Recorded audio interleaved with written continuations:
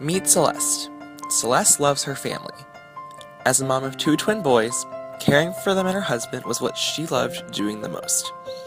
She always made sure her family was very well taken care of, alongside pursuing her own interests. She lived a very fulfilling life. Over time, as the months went on, Celeste noticed that she slowly had begun to lose her appetite and interest towards partaking in her hobbies. She also found it increasingly difficult to complete the activities that once had been a part of her daily routine, often finding them overbearing in many instances. She experienced a loss of energy as well as increased irritability, often leading to her lashing out at her family due to the stress. In order to work towards feeling like her usual self, she decided to go back to her previous job as a lawyer. However, the added stress from her job, coupled with her increased irritability and anxiety, led to some marital issues between her and her husband. She felt more and more distant from her family as time progressed, and found it harder and harder to fall asleep at night. She kept overlooking her negative outbursts towards her family, yet felt more alone and confused than she had ever been in the past. She began to recognize that a part of herself wasn't the same as before, but wasn't quite sure what to do. With almost 6 months passing, her kids started to notice that she had not been acting like her usual self, and started to express their deep concern. Her kids were her number one priorities in life, and to see them as upset as they were, given the circumstance, was the last straw. She opened up to her close friend Marie, who suggested that she seek help through a therapist. Celeste goes to see a therapist named Janet, who helps her recognize the areas in her life that she was having particular difficulties with. This included feeling self-critical, irritable, and restless, which led to her persistent inability to undergo her daily activities. Other common symptoms they came to realize included insomnia, loss of appetite, and lingering pain.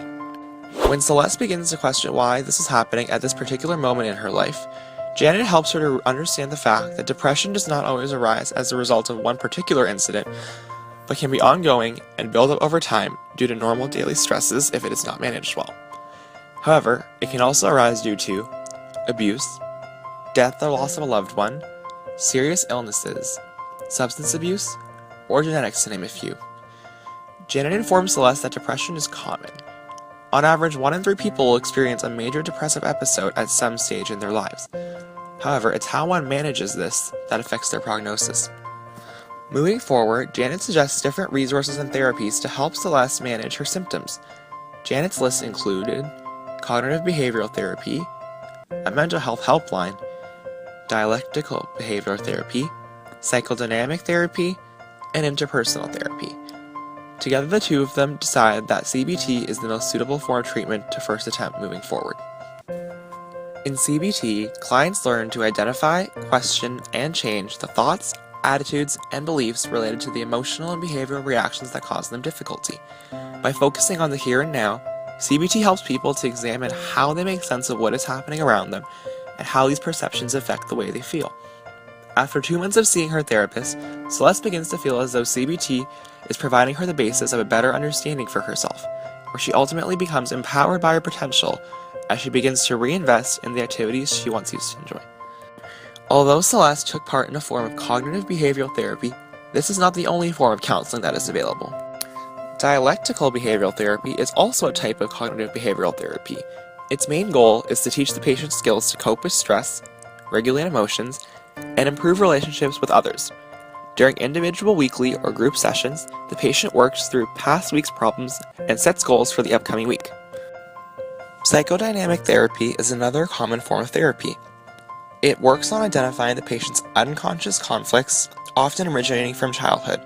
The therapist helps the patient put these thoughts into consciousness and put them in a more useful perspective. Interpersonal therapy is the last of the common type of therapies. As the name suggests, this form of therapy focuses on the present and past social roles and interpersonal interactions of the patient. Lastly, the Provincial Mental Health Helpline, 1-866-531-2600, is a 24/7 service that is able to provide information of mental health services in Ontario. Answered by a specialist, they can help provide information on counseling services as well as offer support and strategies to cope with any symptoms. In the end, Celeste begins to show improvement, however her time with depression is not over. In many cases, an individual is often not cured of depression, but rather learns to manage their ongoing situation throughout their life. Janet inspires Celeste, explaining to her all these different types of therapies. Her ultra prognosis would be determined through preventive actions.